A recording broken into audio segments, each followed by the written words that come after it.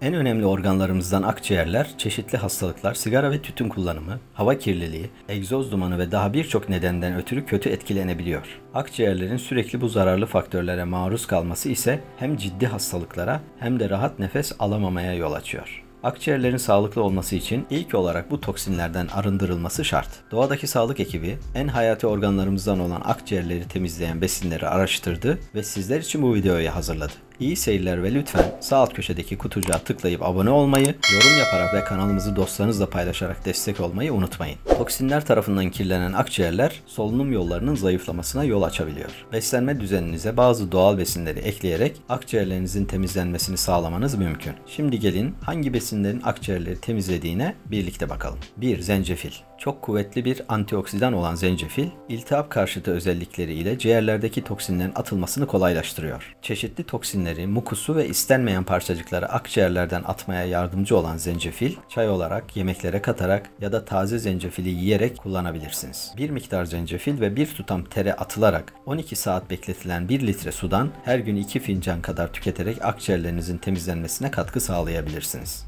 2. Kekik. İçeriğinde bulunan eterli uçucu yağlar nedeniyle akciğerlerin temizlenmesine iyi bir destek olan kekik, göğüs tıkanıklığına karşı oldukça etkilidir. Kekik, üst solunum yolları enfeksiyonlarına ve öksürüğe karşı iltihap giderici etki göstermektedir. 3. Sarımsak. Doğal antibiyotik özelliğiyle vücuda sağladığı faydaları saymakla bitiremeyeceğimiz sarımsak, boğaz enfeksiyonları, nefes darlığı, hırıltı ve öksürük gibi problemlere karşı da etkilidir. Solunum sisteminin en önemli organı olan akciğerlerin tam bir kapasiteyle çalışmasını destekleyen sarımsağın faydalarından yararlanabilmek için çayını içerek, yemeklere katarak veya çiğ olarak tüketebilirsiniz. 4. Siyah havuç. Görünümü çok hoş olmasa da siyah havuç akciğerleri temizleme konusunda etkili bir yardımcıdır. Özellikle balgam söktürücü ve öksürük giderici olarak kullanılan siyah havuç akciğer kanserine karşı da vücuda destek olur. 5. Okaliptüs. Okaliptüs doğal bir antibiyotik olmasının yanı sıra içinde yararlı yağlar barındırır. Bu uçucu yağlar akciğerlere iyi gelir, kan basıncını artırarak kanın çoğalmasını sağlar. Taze okaliptüs çayını içmek veya kaynar suyun içerisine 8-10 damla okaliptüs yağı damlatarak buharını solumak, öksürük, bronşit ve sinüzite faydalıdır. 6. Kereviz. Kanserojen pek çok maddenin vücutta oluşmasına engel olan kereviz, yemeklerde pişmiş ya da salatalarda çiğ olarak tüketildiğinde akciğerlerin temizlenmesine iyi bir destekçidir. Mevsiminde haftada 2-3 defa tüketebileceğiniz kereviz, özellikle akciğer kanserine karşı koruyucu bir rol oynayan ve sofralarınızdan eksik etmemeniz gereken bir besindir. 7. Üzüm çekirdeği.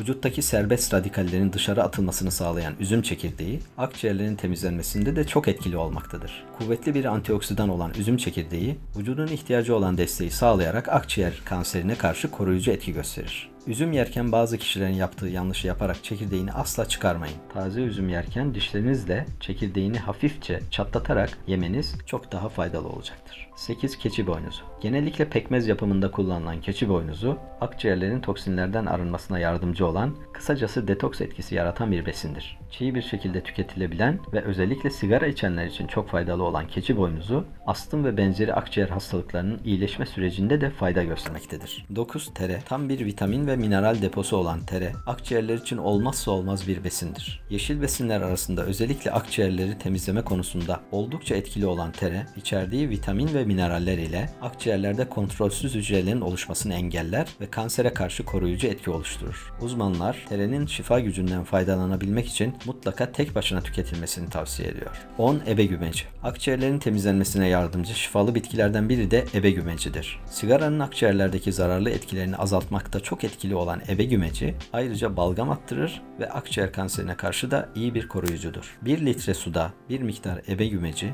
6-7 dakika kaynatılır ve 5-6 saat dinlendirildikten sonra aç karnına bir bardak içilir. 11. Su. Akciğerlerin ve diğer organların düzenli bir şekilde çalışmasını sağlayan en temel besinlerden biri de sudur. Bu yüzden akciğerlerini temizlemek isteyenlerin bol bol su içmeleri gerekmektedir. Ciğerlerdeki toksinlerin atılmasını sağlayan suyu gün içinde en az 2-2,5 litre tüketmeye özen gösteriniz. Akciğerleri temizleyen bazı besinleri bu şekilde sıraladıktan sonra son olarak kanalımıza abone olmanızı ve videonun altına yorum yapmanızı rica ediyoruz. Videomuzu beğendiyseniz dostlarınızla paylaşmayı da lütfen ihmal etmeyiniz. Güzel gülücüklerle dolu mutlu ve sağlıklı günler dileriz. Ekranda gördüğünüz ilginizi çekebilecek diğer videolarımızı da izlemeyi ihmal etmeyiniz.